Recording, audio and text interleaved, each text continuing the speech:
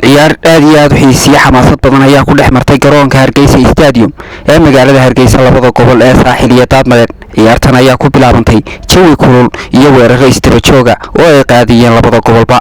daqiiqadii 6aad ee ciyaarta ayaa gobolka Daadmadeed u dhaliyay goolkoodii koowaad, waxaana goolka u dhaliyay ciyaaryahanka lagu magacaabo Carabo.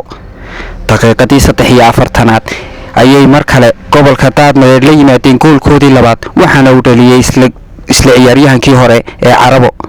qaybtii hore ciyaartu waxa ay ku dhamaatay 2-0 ay hoggaanka u hayaan gobolka Daadmadeed.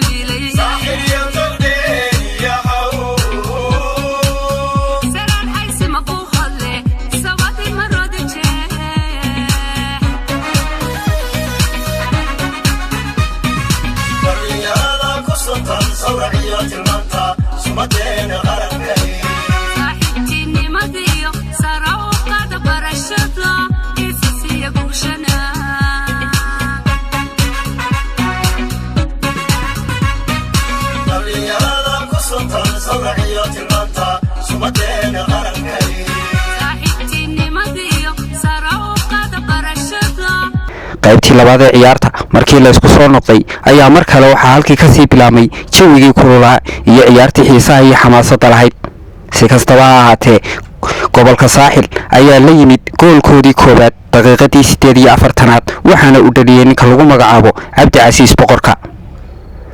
jawigu isbedelay, ciyaartuna aad iyo aad ayay si xamaasad iyo xiiso badan yeelatay. daqiiqadii 85aad ayay gobolka Saaxil mar kale heleen rikoore ama gool kulaag.